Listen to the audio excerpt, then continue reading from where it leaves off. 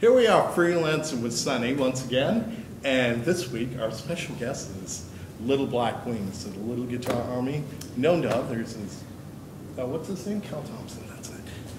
So here is the creative genius behind the band who builds the guitars, formed the band, came up with the entire concept, the schoolboy suits and all. Here's some of his handiwork. He builds them by hand. One at a time. Oh yeah, I can tell people and they go, no. I go, well, here's the shop, here's the guitars, here's the man. Tell us what inspired this?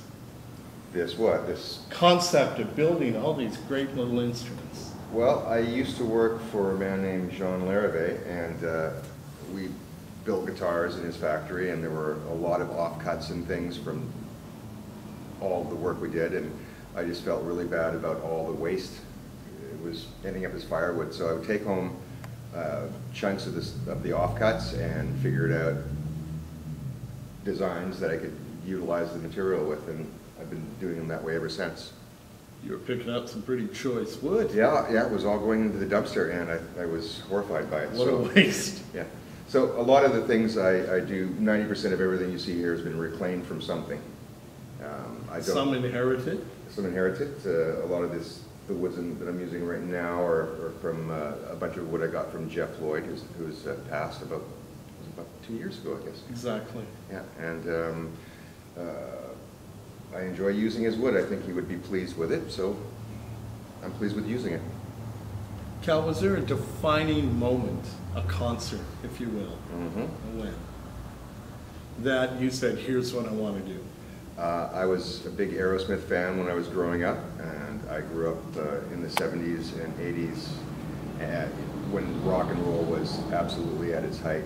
And I was a big Aerosmith fan, so I went out to see Aerosmith, and they were at the tail end of their being, we're seeing, but their warm-up act was AC/DC with Bon Scott, and that was one of the pivotal moments in my young life.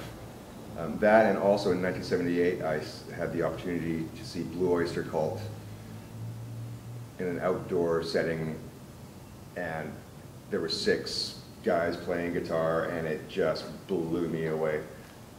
And I spent years wanting to do that and never being able to, so I got Little Guitar Army together with that in mind, just remembering the experience of seeing this huge, larger-than-life rock explosion. And what song was it in particular? Godzilla. I knew it. Godzilla, and of course you can't, Don't Fear the Reaper. You can't. That's one of my favorite all-time songs. And they did the 6 guitars and Don't Fear the Reaper? All of it, yeah. Okay. And it's my honor to also be in the Little Guitar Army. Happy to be in the group. Happy to have it. Thank you. Now, a lot of people know what you're like off stage, but I know the guy who's making the guitars and seeing you in the shop. I figured, gee, we got to catch this. Okay, well. And that's why here we are. I had to make it happen, pull a few strings, and thank you, Frank, for being here and doing the camera. Thank you, Ron, for being the producer of our show. And what was the first band you were in? How old were you? I was in a band called the Bill of Rights with my mentor, Rick Knott, who's passed quite some time ago, and I believe I was 13, and that was my first real serious band. Wow. Playing shows and gigs, yeah. After Bill of Rights? Gee, I don't know. Because I do know you from Strolling Clones, Muscle Bitches, of course, LGA. I can't even remember, there's been so many. But Muscle Bitches was your first real... My first taste of success was with the Muscle Bitches, and I was very proud of what we did. We toured around a lot in the United States and here in Canada, and I'd probably still be doing it right now if it wasn't for everybody growing up and having babies and just being tired of each other's company. People do move on. They do. Personal progress. But we said everything I think we wanted to say, and I'm proud of everything we did. And some of those shows are some of my best moments.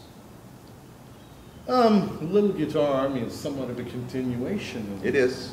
I've got the same formula, only more of it, and it's like herding cats, having this many people involved in a rock and roll sort of scenario. Originally, I thought we would be sort of like the Girl Guides or the Boy Scouts. Instead of helping little old ladies across the road, we played rock and roll and drank beer. And it sort of is that, but everybody's behaving and getting along for the time being. So we're moving onward and upward, and it's still fun. Frank just told us her last show at the Rickshaw, February 24th, was the best he's ever seen and heard of us. No. I guess people are getting used to doing sound for us. I guess so. It's not an easy thing. Yeah. It's a cacophony.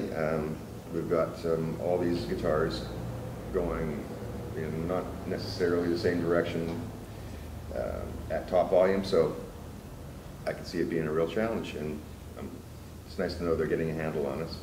What was the band where you first used your little guitars? The Strolling Clones. Okay. I played a little bass for the most part in that, and yeah, that was really a big thing. And I had another band called Vampire Fruit and the Chocolate Bonbon. That was me and Sam Newton, who later we both formed the Muscle Bitches, and we used to play, and it was just me and him for the longest time. Mm-hmm. And that was another band that I used the little guitars in. Getting some rock and roll history. Mm-hmm. And you're quite a fixture on the East Van punk scene. I've been here. It feels sometimes like I'm the last leaf on the tree. Quite a long time, ever since I was a kid, and now I'm getting to be one of the oldest, the elder statesmen of the scene. And it all went by so quickly. I still feel 18 sometimes, and then I wake up and have my cup of coffee, and I'm like, oh, and try to get out of bed. My arthritis acts up, and I'm like, no, I'm not 18 anymore. And what else? Another question I had. Okay, you're an elder statesman quite clearly. Another question I wanted to ponder. I would like to go upstairs and take a look at some of your finished product right now. Would that be possible? Right this way. Come on, Frank. We got